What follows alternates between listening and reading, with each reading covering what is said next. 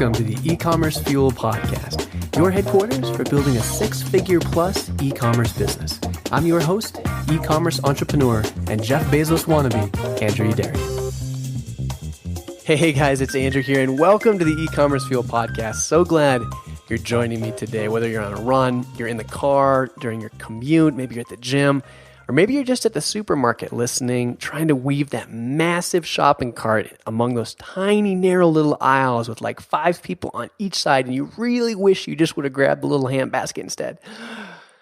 Regardless, so glad you're with me, and please forgive the slight randomness at the top.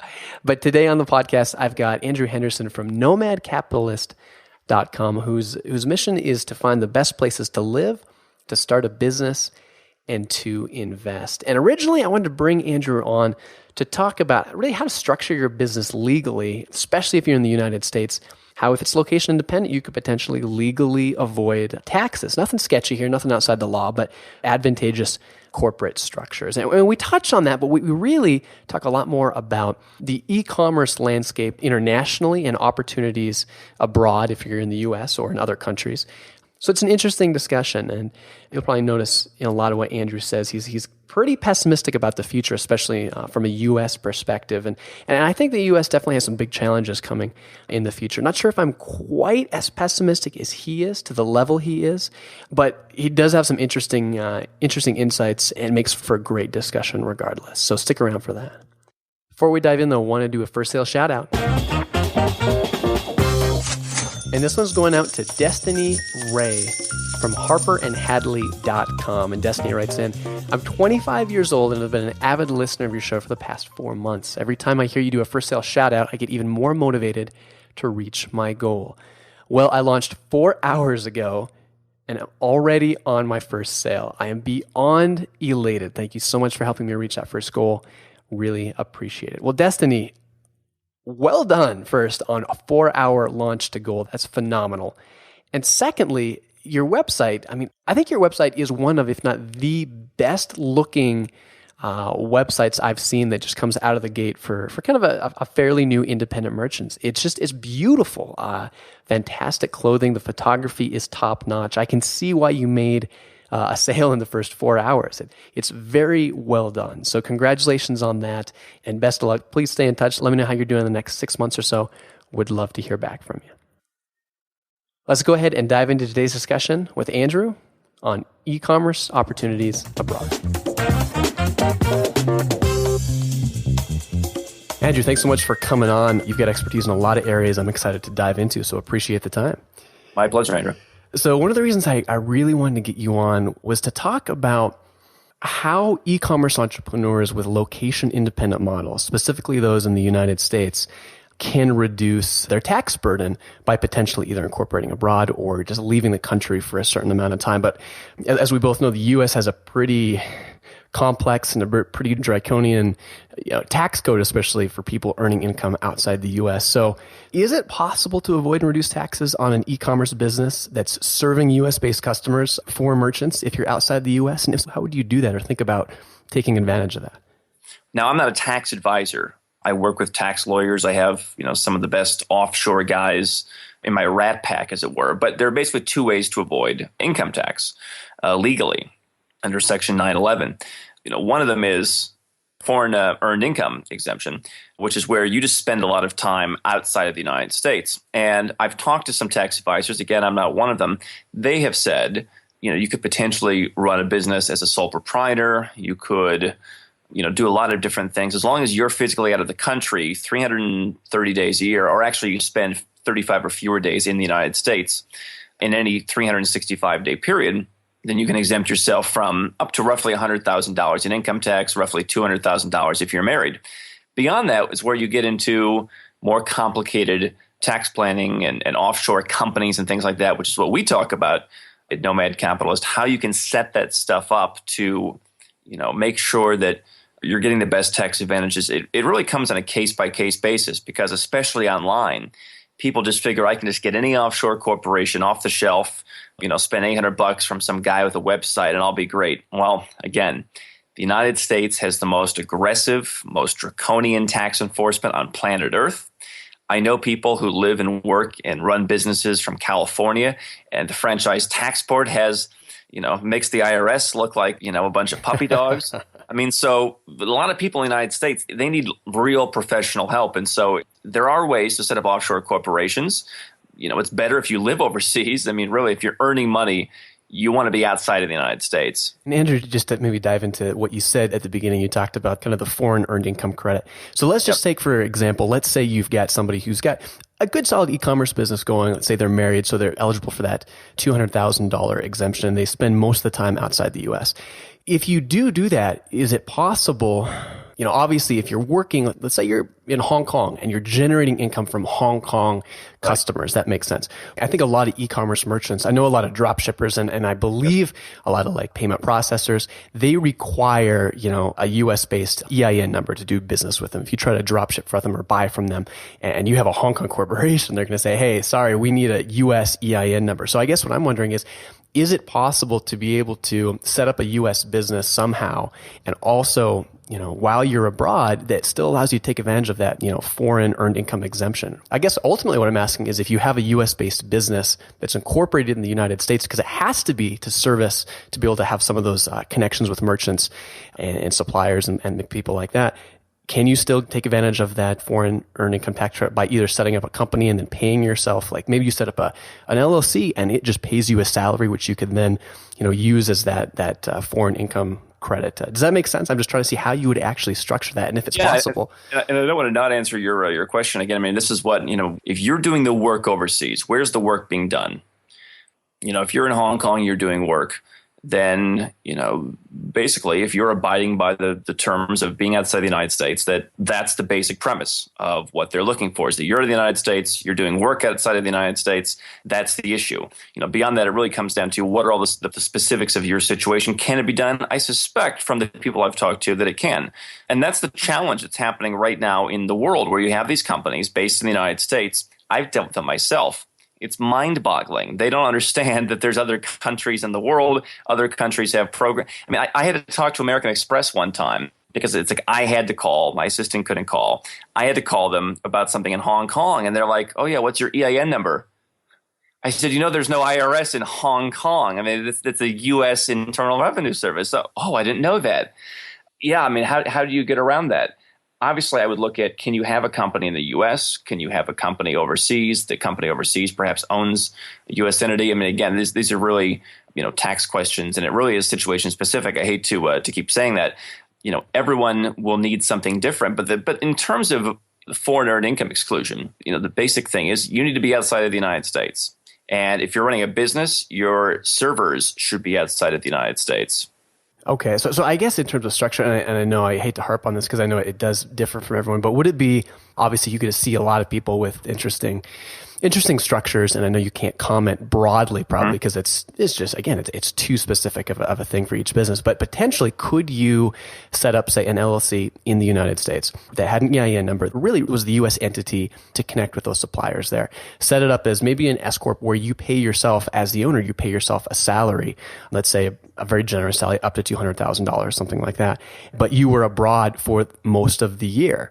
And so if you did do that, could you potentially set that up where that would allow you to take advantage of, that tax-free credit? Have you seen any structures like that for any individuals? Yeah, potentially. I mean, I would, try and talk to someone and see if you could set up something where you look at some of the most successful offshore companies, people who use these kinds of very complex structures, Google, Apple, Starbucks, Microsoft. They're moving money all around the world. Now, they have an advantage that you, I, and your listeners probably don't, in that they have real tangible IP, trademarks, et cetera, that they can, Microsoft Ireland can say, hey, we're billing Microsoft United States, this much money for the ability to use the term Microsoft. If you have something that's lesser known, you may not be able to, and likely aren't able to get away with that. So I think that the point of, a U.S. structure is how can you effectively integrate that with other structures. The problem that I've talked to is, and not being a U.S. tax guys, I talk to my tax guys that I work with in the U.S., and they say the salary thing is really going away, and that the IRS is really starting to crack down on that. That's just what they're telling me. I can't speak to their expertise, but I mean, look, the IRS is making it more and more difficult to accomplish many of these things. I mean, they don't want you to pay yourself a salary. They want you to pay tax on the entire profits of a U.S. LLC. And they'd like you to do it at any foreign company as well. Unfortunately, they can't entirely control some of those things. So, how do you get money from a U.S. LLC? How do you integrate that with foreign structures? That's, I think, the important question. And it really depends on what the structure is. But do know the IRS, they need money. There's $20 trillion almost in debt in the United States. When you look at the unfunded liabilities, it's actually $100 trillion. They need money. So, they're coming up with every fakakta way, by hook or by crook, to try and get money. And if the question is, can I do this with a U.S. LLC? The answer is it's going to be more and more and more difficult, which is why setting this stuff up, I think, is important.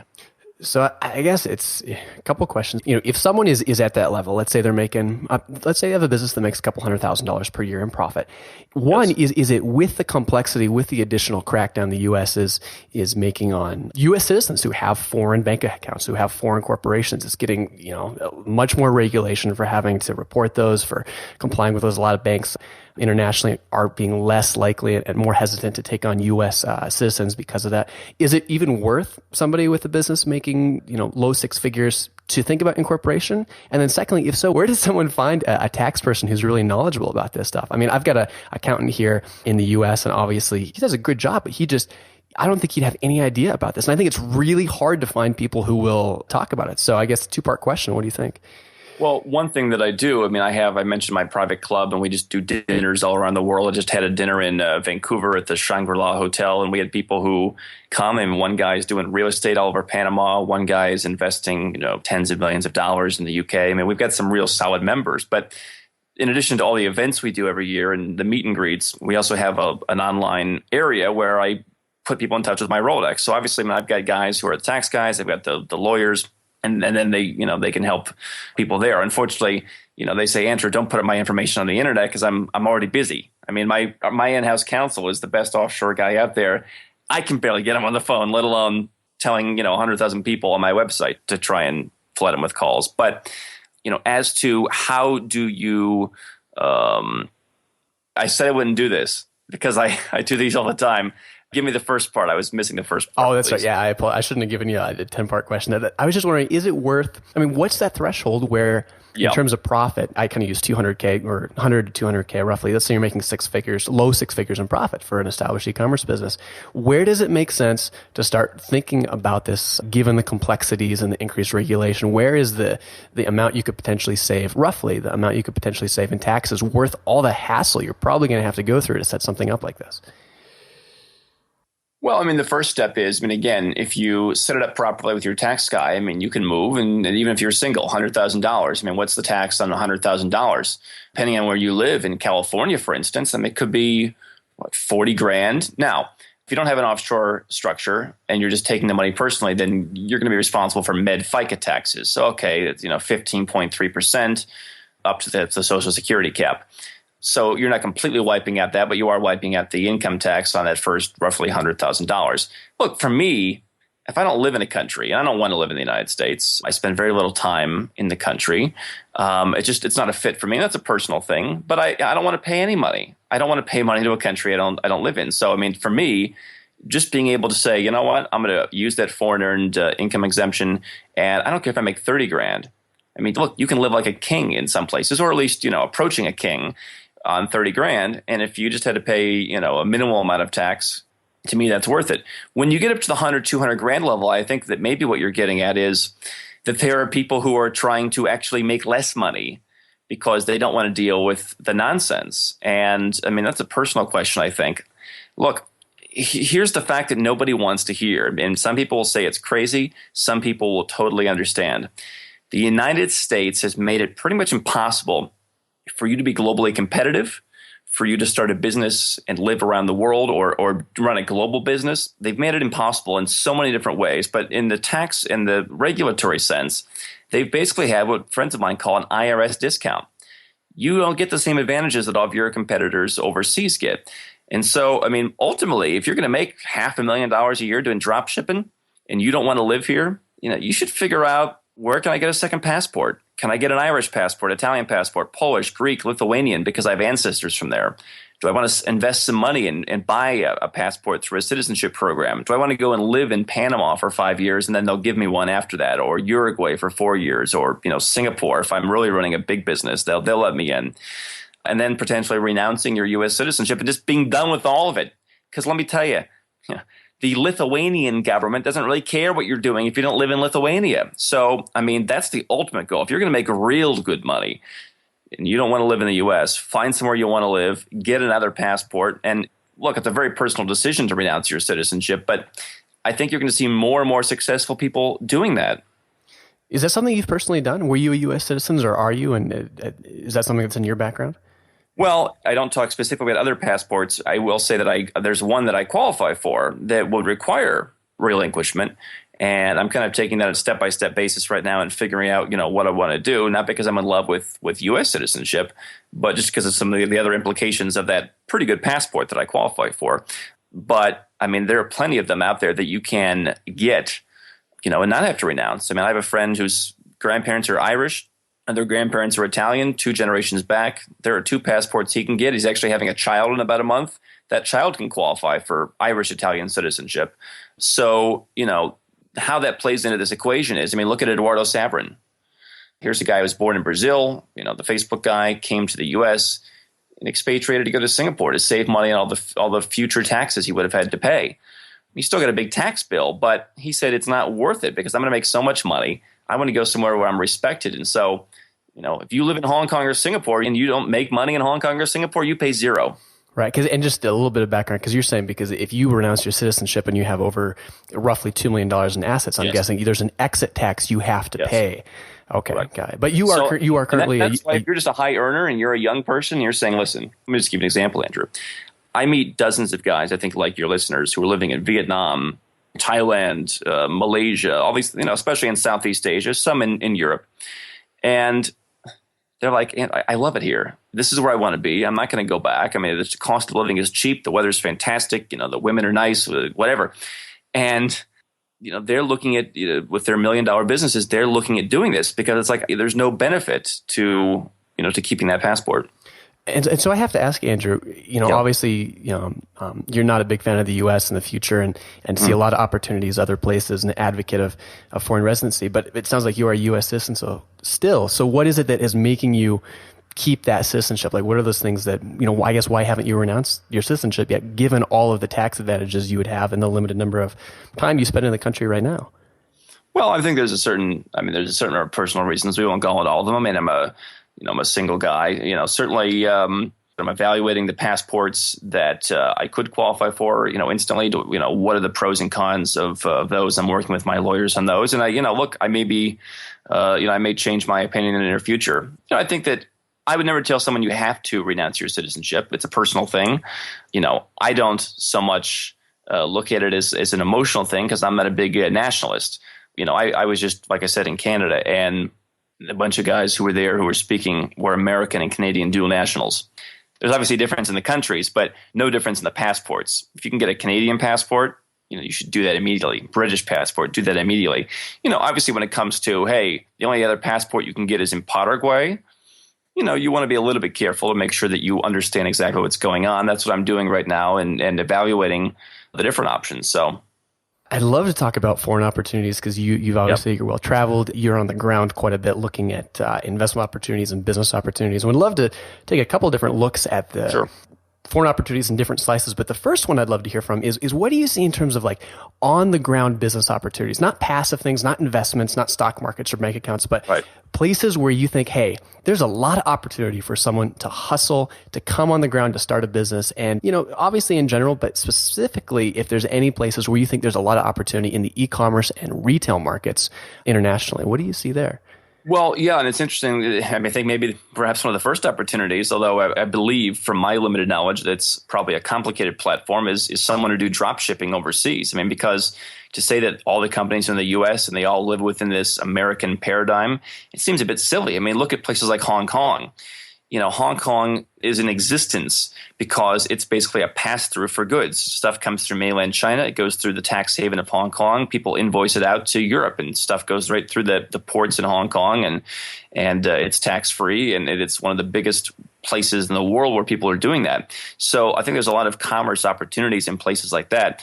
In terms of on-the-ground opportunities in retail, I mean, I love simple businesses. I talk to people all around the world. I was in Montenegro last month. I got invited on a yacht with some of these guys who are coming in and investing. We have people who are mega millionaires in our club who are running businesses, and everything they're doing is simple. We have a guy who is investing in parking lots. I love that. That's pretty much what I've done most of my career. And so I go to these countries. Yeah, I mean, retail, you could open, you could open a store in some of these places. I mean, talk about e-commerce.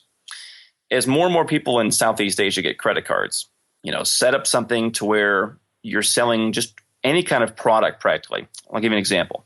I was in Laos, a little country in Southeast Asia. They were talking about for makeup, for example, there's one store, there's a Shoutout store. It's like 4 times the price of Bangkok. And so people, some of the women will drive to the Thai border with Udon Thani. I think there's a few stores there by the airport. Some will fly to Bangkok every once in a while. They'll buy their stuff and then they'll come back. But, do they really want to fly to Bangkok to buy their makeup? No, but they're not going to pay 4 times the price. So obviously there are different customs things in place there, but it's not a 4 times markup on government tax. It's a 4 times markup because those people are too scared to enter the market. I think that there's an opportunity to bundle some of those different retail concepts together in an online thing, not necessarily to collect credit card information, but simply to take orders and even deliver them. Why even bother with a store? Just get a guy on a motorcycle for $200 a month and he drops the stuff off. Obviously, there are security issues and complications you'd have to work out, as in any business. But I think in places like Cambodia, Laos, etc., there are goods that they want that if you could import them and figure out a model to getting them to people and possibly just skipping a storefront and going online, you could be pretty successful. Have you spent much time in India? I know a lot of people look at India, and e-commerce is a really small percentage. I think it's like 2% or less of, don't quote me on that, but I think it's obviously very small relative to commerce in general. And I know a lot of people look at that and see obviously all the opportunity, but also anyone who's been to India knows that it's the infrastructure and just the way things are done is much more chaotic maybe than in a lot of other developed countries where obviously e-commerce has more traction. So any thoughts on retail and e-commerce in India if you spent much time on the ground there? I need to spend more time in India this year. I'm going to be doing that. I've talked to a lot of guys who are investing in India. I think that the general prognosis that I have is, India still has a number of hurdles to cross over. They've got a huge population, but I look at it as, I'm curious to learn more, and I'm sure that I will be finding some specific opportunities. But you've got a very big country. You've got a native group, a huge group of entrepreneurs. I call them largely entrepreneurs by necessity. I mean, they pretty much have to create their own business, but they do, and they understand how that works. They understand the hustle. And you've got a nation with some challenges. Well, I think that you're going to see in India some of the stuff you see in the U.S., where there's a lot of different businesses being created to serve a market that perhaps isn't ready for all of them. I'm a big fan of markets that are smaller, that are somewhat ignored. I mean, Laos is an extreme example of that. I think India is going to get a lot of attention. I like to stay away from places that are getting a lot of attention, especially because I just think India has been a bit overhyped. I mean, if you're going to go somewhere that's been hyped, go to China. I still know people who are starting businesses there. And again, even in China, there are guys who started a donut store and, they marketed it the right way and they did so well. Now they have 20 donut stores. You're going to have a lot of competition in China, whereas you're not going to have so much in Southeast Asia, I don't think. But I'm not super bullish on India, and I think that just the mere size is a concern. I mean, look at the United States, the most competitive market for entrepreneurship on earth. Meanwhile, you can take one of those ideas that's being done in the United States and that 50 people are fighting over, take it and apply it in Vietnam, and maybe you'll have 2 or 3 competitors, like in the food delivery space. But there are other spaces where there's no competitors. And so, do I want to, have a $5,000 a month apartment in San Francisco, hire staff for $6,000, $7,000 a month in San Francisco, or go to Vietnam, slash those costs by 90%, and, have a market that, by the way, is speaking more and more English, more and more middle class, more and more credit cards. They open McDonald's. People went crazy. I like that. You don't have that in India. What about more passive opportunities internationally? So, things like stock markets, attractive yields. I guess attractive yields considering the risk you're going to be taking on in terms of either interest rates for money market accounts or maybe a bonds markets. What kind of passive opportunities in specific countries are you looking at and saying, that's interesting? I like that. Well, I was listening to something with Jim Rogers yesterday, who was talking about the Cyprus stock market collapsing by 98%. I mean, I think that if someone's younger and more adventurous, they should do some of that stuff. I'm presenting certain opportunities that I'm doing due diligence on for our members about, for example, investing in, rice futures, like actual on the ground rice futures. I mean, there's a guy I know who's a friend of mine who's making 80 and 90% returns just buying and selling rice in Southeast Asia, buying it, in May and selling in September, for example. I'm a big fan of agricultural property, and there are opportunities where you can buy on some islands for, $5,000, $10,000, $15,000, get an acre or two. It's a turnkey system. If you have a little bit more money, you could, set up your own agricultural operation. I like the yields on that, and I like the store of value. Sorry to interrupt, but when you say purchasing an island, do you mean are you talking about purchasing an entire island No. Okay, you're talking about buying real estate on an island to use in a commercial enterprise or an agricultural enterprise. Right. I'm saying that there are opportunities on islands that produce things like, tropical fruits, Caribbean, South Pacific, whatever, where people come in and they get parcels of land and you can get freehold title to, part of that land. And as part of a whole operation where they're actually doing the work, and then on the larger scale, you can go to places like Nicaragua, which I'm a big fan of. We're having a conference there in November. And maybe you could, get a bigger agricultural operation if you wanted to manage it yourself. I think agriculture will be a big thing. Jim Rogers, who I mentioned, is a big believer in that because of the store of value against declining U.S. dollar, against, just look at all of the emerging world. They're going to need more food. And yet, what are we doing with arable land? It's going down. So that's an opportunity. And then, I'm a big fan of banking offshore as well. And there are opportunities there to make higher interest.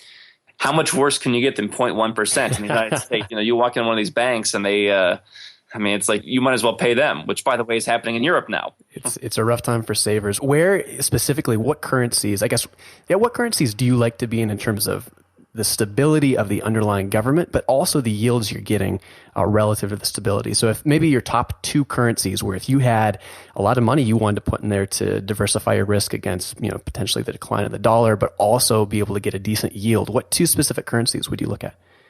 I'm still bullish on the Chinese renminbi. People can argue that government's not stable, but I like kind of what I would call a relative stability of that government, including the fact that they're not going to kowtow to the United States. So they're not going to let the United States tell them to not be the reserve currency. They're going to keep doing what they want. I am a fan of the renminbi. You can see, there's some decent yields around the world on renminbi accounts, at least, temporarily. I'm still somewhat bullish on Swiss francs. I've been talking to banker friends of mine who still think, it's probably as good as you're going to get in Europe. You've got a pretty stable government. They have devalued that franc to a certain extent. But, I also think that you're going to see a comeback in the Canadian dollar. I'm not quite so keen right now on like New Zealand, the New Zealand dollar. The yield there is probably the highest in the developed world. But I think Canada, Switzerland, and, I'm a fan of China. There's obviously the talk of, can you play the Chinese renminbi by just buying Hong Kong dollars, which trade at par to the U.S. dollar, and, waiting for them just to drop the dollar and adopt the renminbi at hopefully an appreciative conversion. I'm not so sure about that. If you have U.S. dollars, it's probably not a bad thing just to exchange some of those into Hong Kong dollars. And the one I also didn't mention was Singapore. I also do hold Singapore dollars and very stable government. So I'm a fan of those four, basically. Great specific recommendations. I'd love to get your thoughts on two things in closing. First, and I think I have I think most people listening probably have a good sense of where you're going to go with this answer. But specifically in the next 10 years, where do you see the U.S. going in terms of what's the outlook for the U.S. in the next decade? Well, it's interesting because, for 40 or 50 years, people have been talking about things that are going to be happening in the United States. It's hard to predict exactly what's going to happen in the United States because the government has so many things in place to manipulate the numbers, whether it's unemployment numbers, whether it's any kind of numbers. Just look at some of the disparity in the real numbers versus the numbers they claim, whether it's debt, whether it's unemployment, whether it's inflation.